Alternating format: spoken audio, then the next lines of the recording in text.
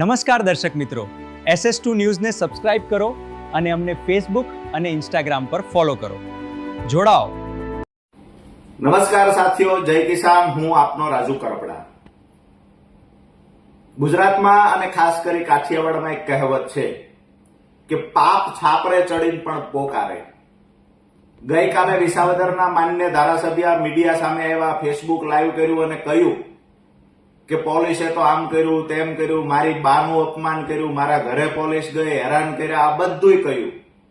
અડધો કલાક માટે લોકોની સહાનુભૂતિ પણ મળી.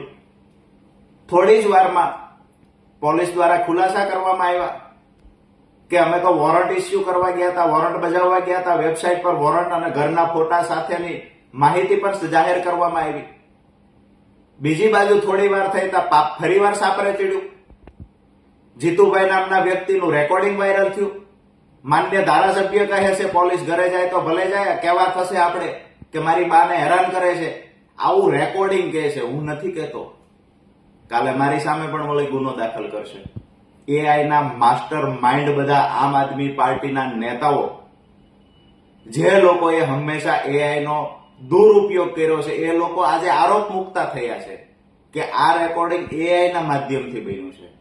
રેકોર્ડિંગના ટોન, રેકોર્ડિંગની ભાષા ગુજરાતની જનતા સારી રીતે જાણે છે કે આમાં કોણ બોલી રહ્યું છે.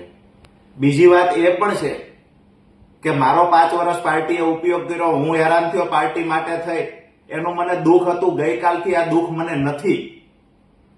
જે પોતાના પરિવારનો, મા બાપનો પણ રાજકીય રોટલા શેકવા ઉપયોગ કરી શકતા હોય, એ લોકો ભાઈબંધના, દોસ્તારોના, મિત્રોના ઉપયોગ કરે, એમાં નવાઈ ન હોય.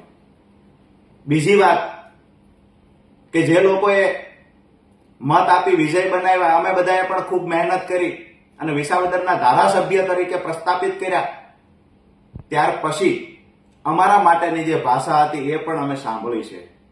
બે કોડીના લુખ્ખાઓ, લફંગાઓ અને ટકોરીની જે ભાષા હોય, વાયડીના, ટપલીના, લોકડીના, ઢીકડીના, આવી જે ભાષાઓ જાહેર જીવનમાં ન બોલી શકાય, આવી ભાષાના પ્રયોગ પણ ધારાસભ્ય કરી રહ્યા છે. વિનંતી કરીએ છીએ કે અમે સંયમ રાખીએ છીએ, અમારા સંસ્કાર છે. ન બોલવાની ભાષા બોલવી અને લુખ્ખાઓની ભાષા બોલવી એ જેના સંસ્કાર હશે એ બોલી રહ્યા હશે. રાજકીય રીતે સામસામે જ્યારે લડવું હોય ત્યારે લડી લેવાય, પણ કોઈની સહાનુભૂતિ મેળવવા માટે, કોઈના પર છાંટા ઉડાડવા, કોઈની સહાનુભૂતિ મેળવવા માટે થઈને આયોજનપૂર્વક એક નવટંકી ઊભી કરવી, મને લાગે છે કે જાહેર જીવનમાં રહેનાર વ્યક્તિ માટે આ વ્યાજબી નથી. હું તો નજીકથી ખૂબ ઓળખું છું અને જોઉં છું. ગંજી જોકીની પહેરવામાં આવે અને શર્ટ રવિવારીનો પહેરવામાં આવે. આ આમ આદમી પાર્ટીના અમુક નેતાનું કામ છે.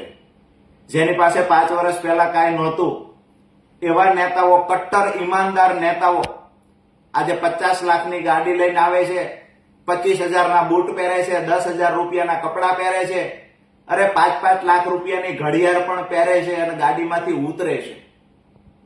કટ્ટર ઈમાનદાર લોકોને કહીએ છીએ કે આ આવક ક્યાંથી થઈ ને એ પણ ગુજરાતની જનતાને કહેજો ને. જ્યાં સભા હોય છે ત્યાં કરોડો રૂપિયાનો ખર્ચ કરી લાખો રૂપિયાના બેનર, પોસ્ટર, હોર્ડિંગ લગાવવામાં આવે છે. આ તો ગરીબ પાર્ટી છે, પૈસા ક્યાંથી આવે છે એ પણ ચોખવટ કરજો. વિનંતી કરીએ છીએ કે ભૂતકાળમાં હળદળ વખતે તો અમારા ખેડૂતોની સહાનુભૂતિનો દુરુપયોગ કર્યો છે. ખેડૂતોના ખંભે રાખી અને રાજકીય રોટલા શેકવાના પ્રયત્ન કર્યા છે. ખેડૂત સંગઠન બનાવી રહેલા રાજુ કરપડાને બદનામ કરવાની કોશિશ કરી, ખેડૂત સંગઠનને તોડવાના પ્રયત્ન કર્યા છે. આગામી દિવસોમાં મહેરબાની કરીને વિનંતી કરીએ, હાથ જોડીને કહીએ છીએ કે અમારા ખેડૂતોના સંગઠનને તોડવાના પ્રયત્ન ન કરશો. સહાનુભૂતિ મેળવવા માટે પરિવારના સભ્યના ઉપયોગ મહેરબાની કરીને ન કરવા જોઈએ, આવું મારું અંગત માનવું છે. મા બાપનો ઉપયોગ સહાનુભૂતિ મેળવવા, રાજકીય રોટલા શેકવા કરવો કેટલું વ્યાજબી છે? આગળ જતા ગુજરાતની જનતાને કહીએ છીએ, ખેડૂતોને, મજદૂરોને કહીએ છીએ કે આવા લોકોને ઓળખવાની જરૂર છે. અત્યારે બે વાત સારી બોલશે, લોકોને ઉશ્કેરવાનું કામ કરશે, પણ ખરેખર એમની લડાઈથી કયા લોકોને ફાયદો થયો છે? સિંચાઈનું પાણી 2 ખેતર સુધી પહોંચ્યું, પાક નુકસાનનું વળતર 2 ખેડૂતને મળ્યું છે ખરા? એક પણ જગ્યાએ વળતર મુદ્દે રજૂઆત થઈ છે ખરા?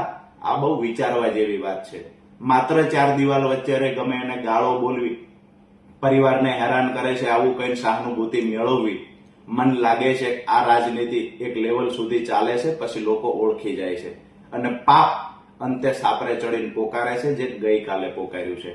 કહેવામાં આવ્યું કે એઆઈ થી વિડીયો બન્યો છે, ઓડિયો બન્યો છે. અરે એઆઈ ના માહેર તો તમે બધા છો, કેસ કરી નાખો. જેવી રીતે મારી પર થયું, મેં FSL માં મોકલ્યો છે અવાજ, મેં કેસ કર્યો છે, તમે પણ કેસ કરો ડંકાની ચોટ પર. કહો જીતુભાઈ કોણ છે, જો સાચા હોય તો, દૂધે ધોયેલા હોય તો.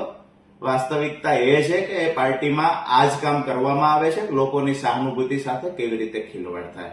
આગામી દિવસોમાં ગુજરાતના ખેડૂતોને કહીએ છીએ કે જ્યાં આપણી ભલાઈ હોય, જ્યાં આપણા 2-5 કામ સારી રીતે થઈ શકતા હોય, કોઈ પણ પાર્ટી હોય, પણ આવા લોકોની સાથે રહેજો. સહાનુભૂતિ મેળવવા માટે માત્ર ને માત્ર પરિવારનો પણ ઉપયોગ કરી લે, ખેડૂતો ગરીબોનો ઉપયોગ કરી લે, આવા લોકોને ઓળખી જજો. આભાર.